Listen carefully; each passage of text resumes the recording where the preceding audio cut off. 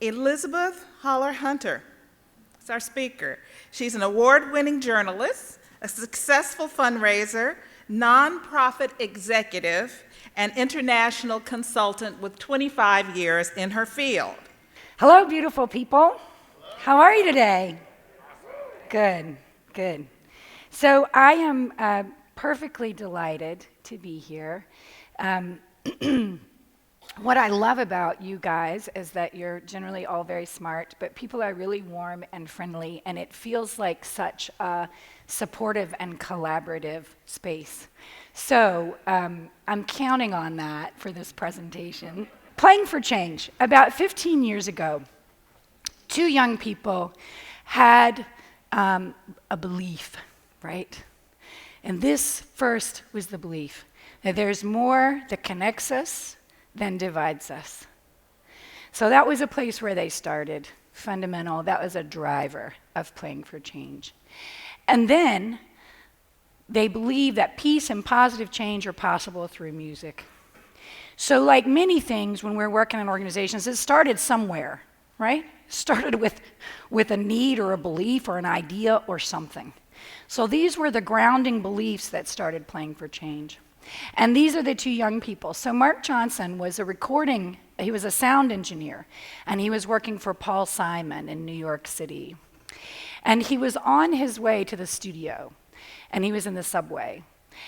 And he came across two monks in white robes, and they were playing instruments that he did not know. He'd never seen them, right? And there were people who stopped. He stopped, he missed his train. People stopped, and they were captivated. Some walked past, but a lot stopped. And for him, he had an epiphany. And the epiphany was that the best music was not in the studio, it was on the way to the studio. And that great music and great art are just moments in time. And so he had, in this epiphany, he wanted to bring that moment to people so they could experience the power of that moment.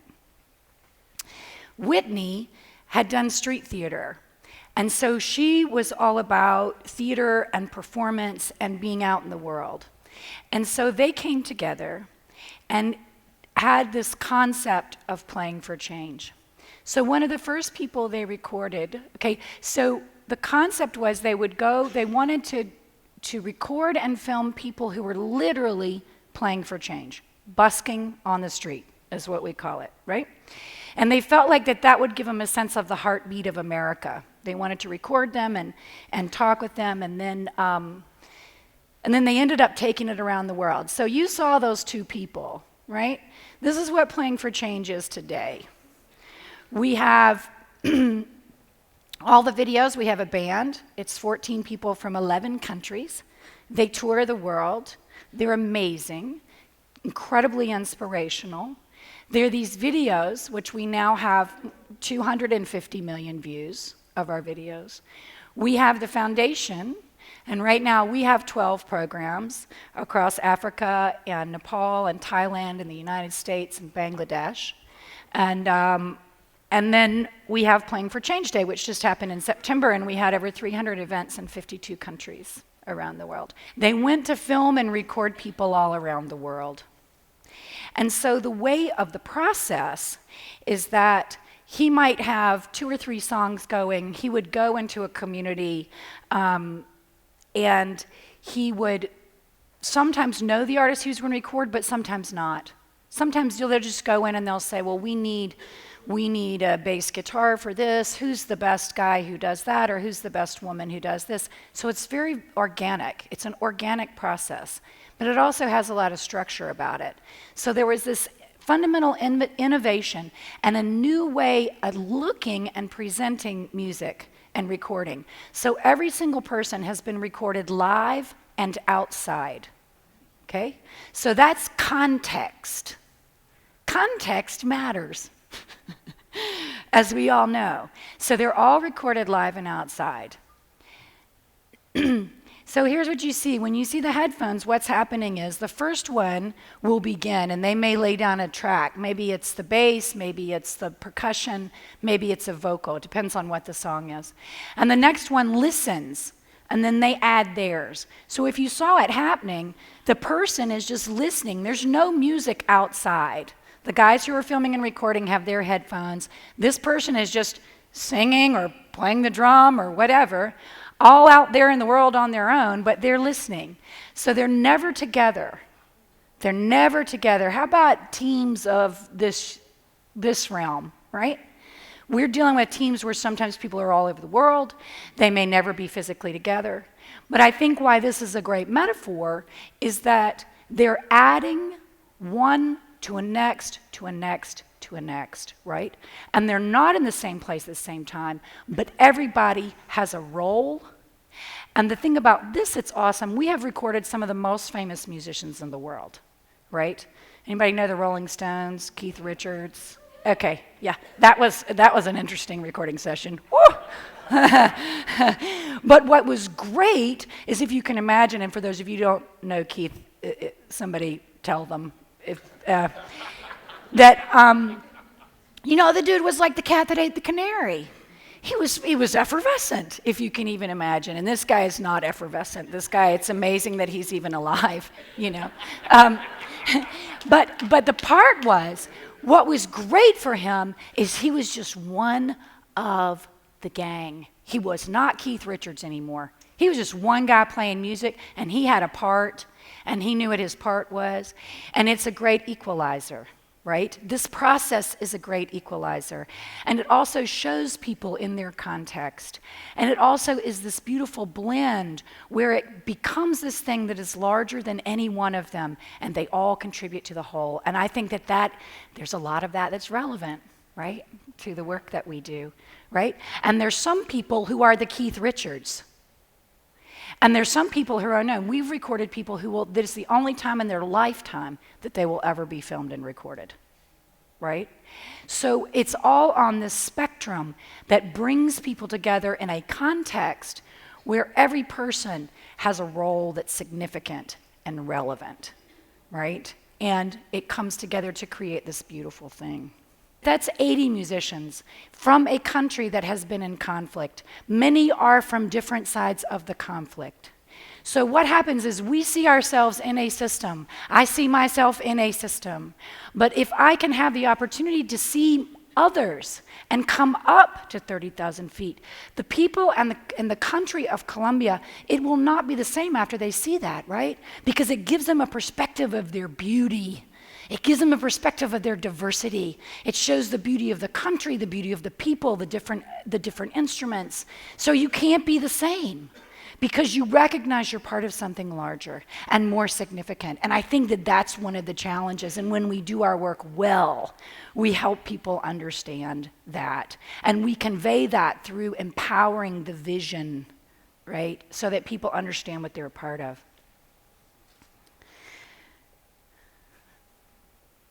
Here are our kids.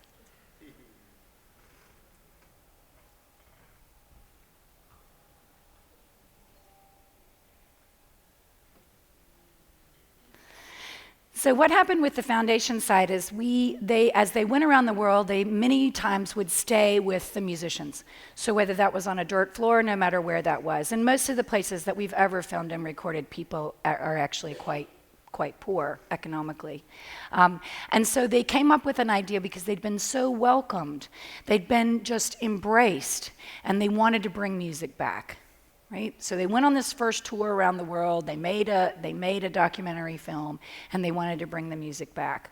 So one of the things that we do in the foundation is that we do bring the music back, and that it's anchored in local leadership, right? And that begins to bring us into the idea of leadership. And this is, I think confession is good for the soul. So I'm confessing. And if I offend you, I may not apologize, but it was not my intention.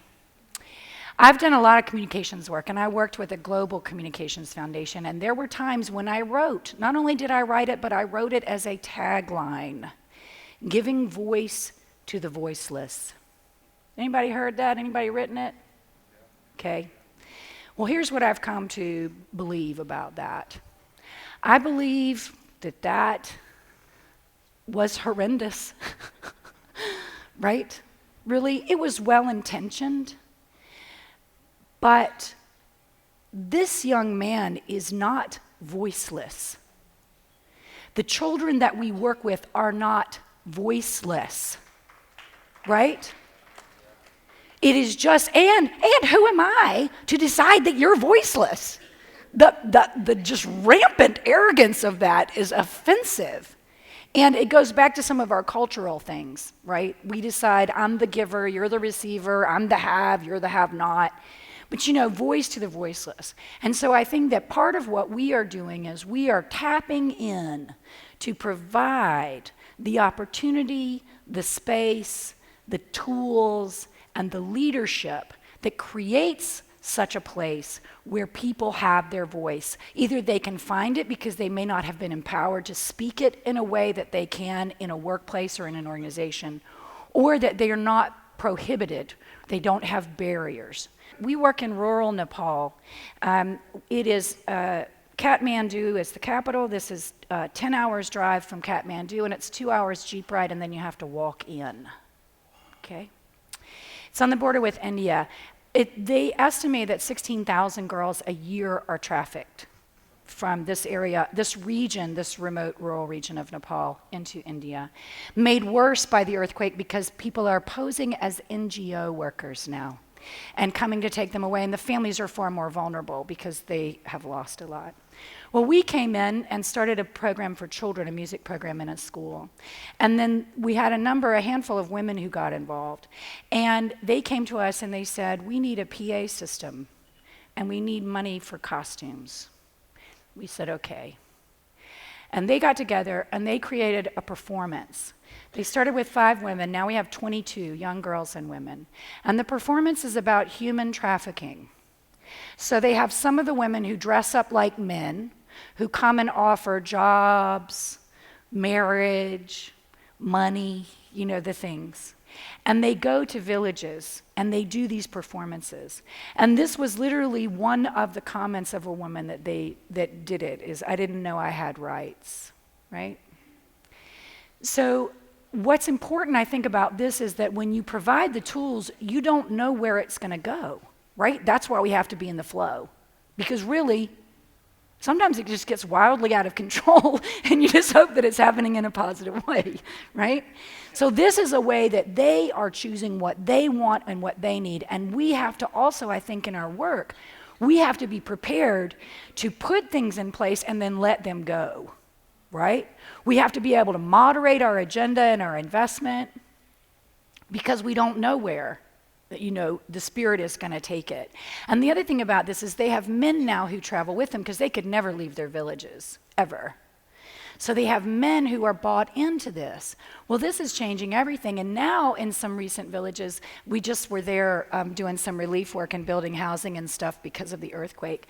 The story was told, one of the women told a story that a trafficker came in, and the women, as he would come up to the house, they would come out with sticks, and they beat him away, literally, Well, to go from I didn't know I had rights to taking that kind of stand in a culture where it's very risky is an expanse. I mean, that's an amazing expanse. And I think, too, that one of the things, back to music as a metaphor, is that when you find this common ground, it gives you an opportunity to do things and change in ways that you wouldn't if you didn't have it, right? And the question for us is, how do we help promote that common ground? Okay, this is a whopper. I'm watching my time, too.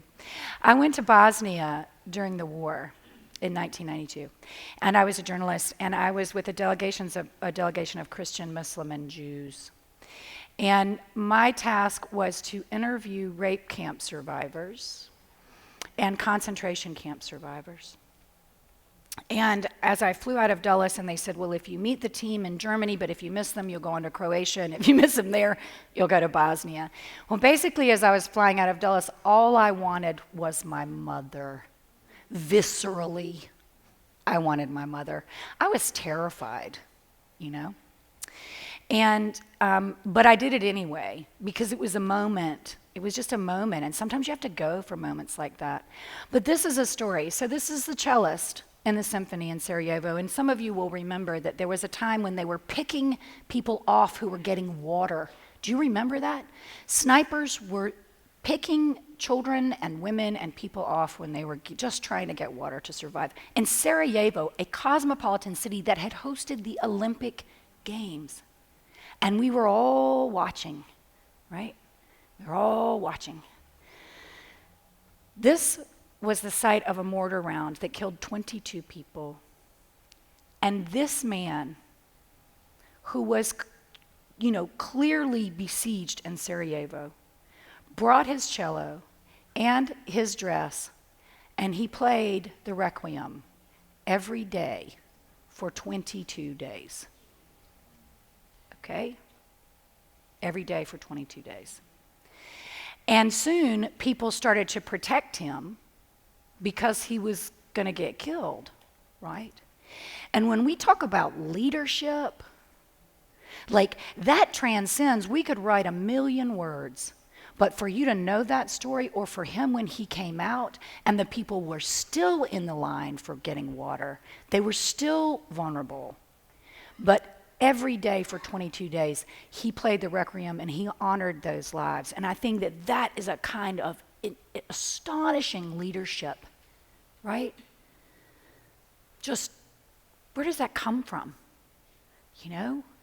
And how does that change our perspective? And that said, that raised the consciousness of the world in a way that no news report could. Even my stories, I did my best, But I think that gets back to leadership and, what we are trying to empower. Failure. Does this look like failure? This is failure, because failure is really significant. And if we're afraid to fail, we're not going to learn. And if you're afraid to fail personally, and if I had been so gripped about failing in this presentation, I wouldn't have done it. But you got to put yourself out there. The other thing I think that's really significant is connectivity. So this is in Mali. In this community where we work, there is no running water. We helped get a well, but there's no running water and no electricity. And yet, for 800 years, they have been the keepers of the cultural traditions. They're the storytellers. So this is one of their traditional instruments. But over the last 3 or 4 years, we've been able to bring in cameras, recording equipment, that sort of thing. So this is part of the new world, friends. On the one hand, 800 years of tradition and storytelling. But on Playing for Change Day, which was in September, they filmed and recorded their community performance. They edited it, and they drove 30 miles to Bamako from Karina, where they uploaded it onto Facebook and shared it with the whole world. No running water, no electricity, and that's possible. So I think if that's possible. So anything is possible, and that's part of our context. That's part of our world. That's an example of how amazing it is and what can happen when people have tools and they have technology, and again, back to their voice, right? And our whole goal is we don't want to filter it through us. We want it to come directly from them because we want it to reflect who they are and not who we think they are, right? We want them to say what they need to say and not what we think they need to say. So, in summary, I think we've talked about assumptions quite a bit. Beliefs. Belief is powerful. A belief is powerful. The innovation, the golf cart batteries, and doing something an entirely new way. That organic structure, and yet there's fluidity, right? There's a lot of place to move, but there is a structure, and you have to roll within the structure. Empowered leadership. Risk, failure, connection. So I think these are all the things to me that when I had the opportunity to talk about music as a metaphor and our work as a case study came up for being relevant. So here's what I love about you all, and I love about what we're doing, because in the end it is really all about learning, and you cannot take learning away from a person, You know, you can't.